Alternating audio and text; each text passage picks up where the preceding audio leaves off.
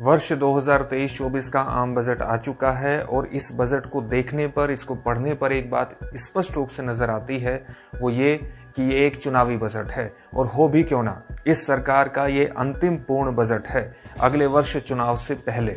लेकिन इस बजट को देखने पर एक सर्व प्रमुख सवाल जो मन में आता है वो ये कि इस बजट में भारत का किसान, भारत की खेती कहाँ खड़ी है। वो खेती जिसने भारत को पेंडेमिक के दौरान, एक महामारी के दौरान सबसे ज्यादा अर्थव्यवस्था के गर्त में जाने से बचाया हो। क्या आप इस बात का कारण समझ सकते हैं कि इस बजट में एक बार भी किसानों की आय दोगुनी करने के संदर्भ में किसी प्रकार का कोई शब्द प्रयोग नहीं किया गया है। फरवरी 2016 में देश के प्रधानमंत्री नरेंद्र मोदी ने देश की आजादी के 75 वर्ष पूर्ण होने पर, जो वर्ष 2022 में हो चुके हैं, किसानों की आय को दोगुना करने का वादा किया था। अगर एब्सोल्यूट टर्म्स में देखें, मुद्रास्फीति से एडजस्ट करके देखें, तो किसानों की आय दोगुनी होना तो बहुत दूर की बात है, बल्कि वो वास्तविक रूप में घटी है। अलग अलग रिपोर्ट्स इस बात को दिखाती हैं। किसानों की आय दोगुनी करने के संदर्भ में इस बजट में एक शब्द भी प्रयोग नहीं किया गया है।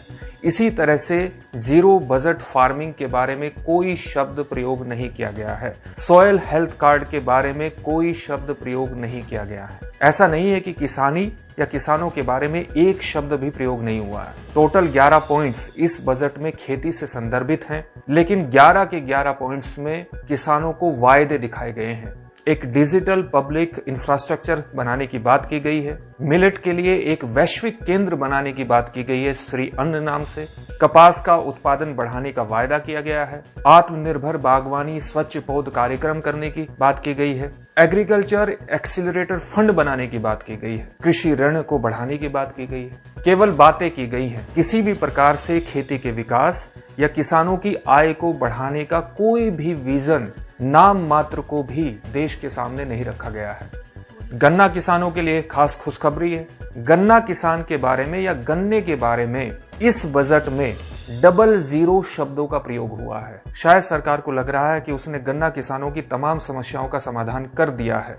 जिस प्रकार से उसने किसानों की आय को लगभग दोगुना कर दिया है, उसी प्रकार से गन्ना किसानों की तमाम समस्याओं का समाधान उसने कर दिया है। यही कारण लग रहा है कि बजट 2023-24 में गन्ना किसानों के बारे में कोई भी शब्द प्रयोग नहीं हुआ है। राजस्थान में चुनाव को देखते हुए बाजरे के बारे में स्पेशली 3 पॉइंट्स पर बात की गई है। मिलेट के लिए एक वैश्विक केंद्र श्री अन्न बनाने की बात को राजस्थान चुनाव के संदर्भ में समझा जा सकता है। भारत में बाजरे का सबसे बड़ा उत्पादक राजस्थान ही है।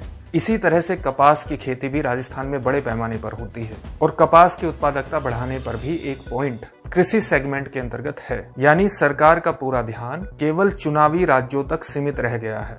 कृषि के संदर्भ में किसी भी प्रकार का विजन प्रस्तुत न करना, किसी भी तरह की कॉन्क्रीट बात न करना, वर्ष 2023-24 के बजट से किसानों को एकदम नदारद करने का सर्व प्रमुख प्रमाण है।